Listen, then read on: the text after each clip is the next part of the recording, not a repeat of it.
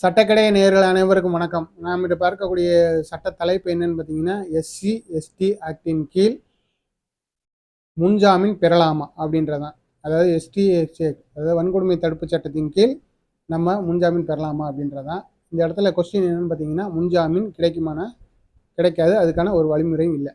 அப்போ நம்ம எப்படி நம்ம வாங்குறது அப்படின்னு கேட்டிங்கன்னா, பொதுவாக நம்ம எஸ்சி எஸ்டி கீழ் ஒருத்தர் வந்து ஒரு புகார் பண்ணிட்டாங்க. அது உண்மையோ பொய்யோ ஃபர்தர் இன்வெஸ்டிகேஷன் போய் தான் நம்ம கண்டுபிடிக்க முடியும். என்ன நடந்திருக்கு, ஒரு குற்றம் வந்து இழைக்கப்பட்டிருக்கா, இல்லை வந்து பொய் புகாரின் அடிப்படையில் வந்து எஃப்ஐஆர் போட்டிருக்காங்களா அப்படின்றதெல்லாம் இருக்கும்.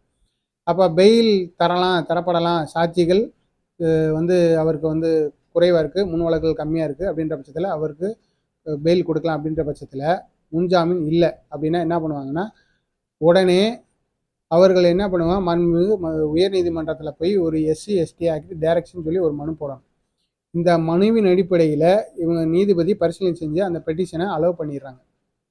தீர்ப்பு வழங்கிட்டாங்க அப்படின்னா அந்த டைரக்ஷன் ஆர்டர் காப்பி எடுத்துகிட்டு போய் நம்ம எந்த கோர்ட்டில் உங்களோட வழக்கு, அதாவது ஜூரிஸ்டிக்ஷன் இருக்கும், சம்மந்தப்பட்ட ஏரியாவில் அந்த நீதிமன்றம் இருந்துச்சுன்னா உங்களுக்கு நீங்கள் கைது செய்யப்பட போகிறீங்க அப்படின்னா உடனே என்ன பண்ணுவாங்கன்னா, இந்த ஆர்டர் காப்பியோட மதுரை நீதிமன்றத்தில் உயர் நீதிமன்றத்தில் கொடுத்த அந்த ஆர்டர் காப்பியோட என்ன பண்ணுவாங்கன்னா, சரண்டர் பெட்டிஷனும் ஒன்று சேர்த்து வச்சு அதோட பெயில் பெட்டிஷனும் ஒன்று சேர்த்து வச்சு அப்ளை பண்ணுவாங்க. அப்ளை பண்ணையில் என்ன பண்ணுவாங்கன்னா, நீங்கள் உடனே அந்த குற்றவாளி அப்படின்ற நம்பப்படக்கூடிய அந்த நபர் வந்து உடனே சரண்டர் பண்ணப்படுவார்.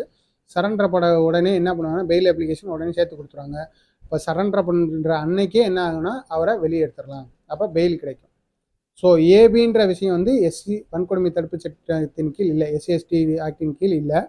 அப்படின்ற பட்சத்தில் பெயில் வந்து நம்ம எப்படி பண்ணி வாங்கிக்கலாம்.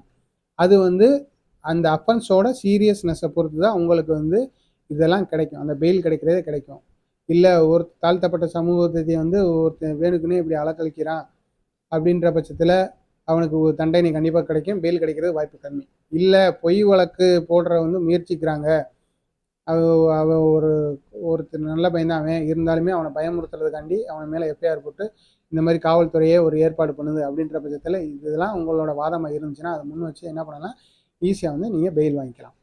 மீண்டும் ஒரு சட்ட சந்திப்போம். நன்றி, வணக்கம்.